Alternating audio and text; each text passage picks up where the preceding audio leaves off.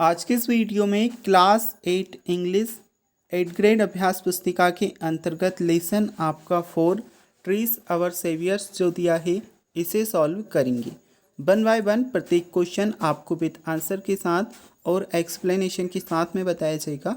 तो class 8 English 8th grade अभ्यास पुस्तिका का पार्ट 4 ट्रीज आवर सेवियर्स का सॉल्यूशन हम इस वीडियो में देखेंगे। जैसे कि आप देख सकते हैं, सबसे पहले आपको मल्टीपल चॉइस क्वेश्चन दिए हैं। Choose the correct option and right, सही विकल्प चुन करके लिखें। अब क्वेश्चन नंबर 1 आपका है, one who cuts the woods is called. जो लकड़ी को काटता है उसे हम क्या कहते हैं? One who cuts the wood is called, जो लकड़ी को काटता है उसे हम क्या कहते हैं? एक कारपेंटर मतलब बड़ी, ए वुड कटर मतलब लकड़हारा, ए पेंटर मतलब पुताई करने वाला, ए प्लम्बर मतलब पाइप फिटिंग करने वाला। तो जो लकड़ी को काटता है उसे हम लकड़हारा कहते हैं, इसलिए option B A would cutter आपका सही आंसर है। चलिए क्वेश्चन नंबर 1 के बाद में हम देखते हैं आपका क्वेश्चन नंबर 2। आप अपनी बुक ओपन करके रखिए, उसमें साथ साथ में नोट भी कर सकते हैं जिससे आपको अच्छे से समझ में आ जाए। क्वेश्चन नंबर 2 आपका है, the name of the village is in this lesson is. इस लेसन में आए हुए गांव का नाम हमें बताना है। The name of the village in this lesson is Maheshwar, Gopeshwar, Indore या फिर चंडीगढ़। तो आंसर में आपका होगा ऑप्शन बी गोपेश्वर। ठीक है, गोपेश्वर आपको आंसर में कर लेना है। नेक्स्ट हम देख लेते हैं क्वेश्चन नंबर 3 आपका आ जाता है, द फॉरेस्ट सप्लाईज। जो जंगल होते हैं वह क्या सप्लाई करते हैं, मतलब क्या प्रदान करते हैं? The forest supplies fodder, fuel, fruits, all of the above.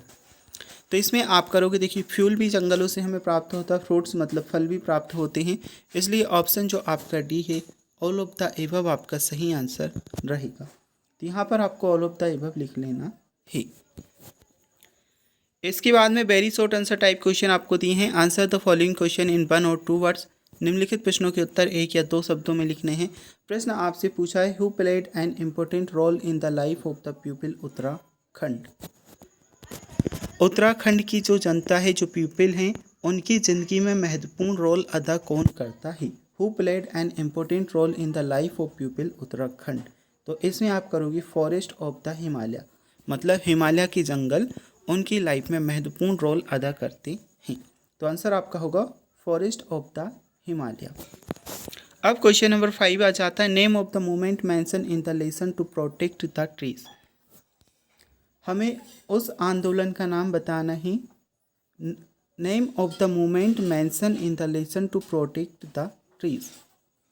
तो उस आंदोलन का नाम हमें बताना है जो पेड़ों को बचाने के लिए इसमें उपयोग किया गया। ठीक है, इसमें मेंशन किया गया है। तो चिपको और हग द ट्रीज आपका आंसर रहेगा। अब इसके बाद में क्वेश्चन नंबर 6 आ जाता है, make a compound words with the words x and main. X और मेन को ऐड करके एक कंपाउंड वर्ड्स हमें बनाना है, तो एक्स मेन आपका रहेगा, यह आपका आंसर। इसके बाद में क्वेश्चन नंबर 7 देखते हैं, व्हाट डू ट्रीज गिव्स अस। जो पेड़ होते हैं, वृक्ष होते हैं, हमें क्या देते हैं? राइट 1 और 2 थिंग्स ओनली, 1 या 2 चीज़ सिर्फ हमें लिखनी है।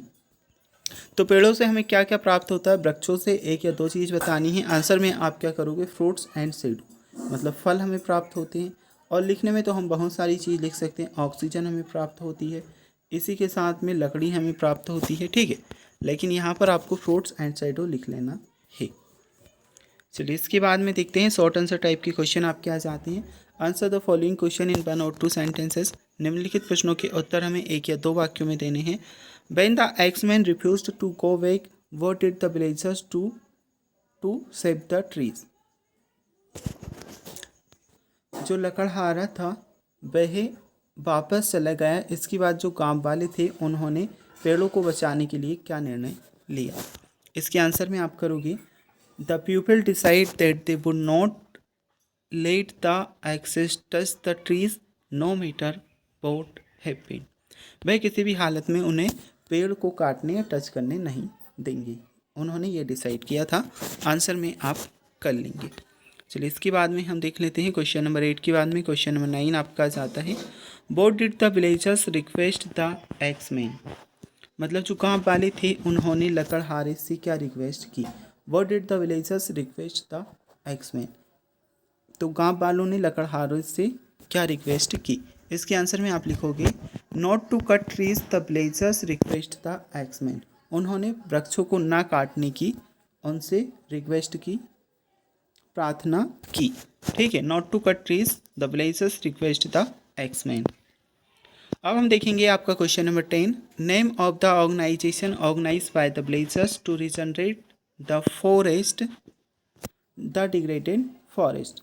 तो हमें उस organisation, name of the organisation organise by the villagers to regenerate the degraded forest, इसके आंसर में आप लिखोगे the Soligram Swarajya Mandal the organisation organise by the villagers to save the forest. The Soligram Swarajya Mandal the organisation organise by the villagers to save the forest. इसके बाद में आ जाता है आपका question number 11। Write the message slogans raised by the people in Chipko movement. हमें वह message और स्लोगन्स बताने हैं जो चिपको आंदोलन के द्वारा बोले गए थे। ठीक है, तो ये आपका रहेगा chop me not the tree and kill us first before you cut a single tree. ये आपका आंसर है क्वेश्चन नंबर 11 के लिए। यहाँ तक आपका आ जाएगा। चलिए इसके बाद में देखते हैं आपका लॉन्ग आंसर टाइप क्वेश्चन आ जाते हैं। Answer the following question in 5-7 sentences. निम्नलिखित प्रश्नों के उत्तर 5 से 7 वाक्यों में देने हैं। Right A short note on Chipko movement. हमें एक शॉर्ट नोट तैयार करना है चिपको मूवमेंट पर, चिपको आंदोलन पर। तो इसके आंसर में आप करोगे Chipko movement started in 1970 was a non violent movement. Chipko आंदोलन की शुरुआत 1970 में हुई थी और यह एक अहिंसापूर्ण आंदोलन था। Aimed at protection and conservation of trees, और इसका जो लक्ष्य था वह पेड़ों की रक्षा करना और उनका कंजर्वेशन करना था। Trees and forest from being destroyed, मतलब इन्हें डिस्ट्रॉय होने से बचाने के लिए इनकी सुरक्षा करना था, पेड़ों, वृक्षों और जंगलों को। The name of the Chipko movement organised from the emergence as the villagers used to hug the trees and protect them from wood cutter from the cutting them.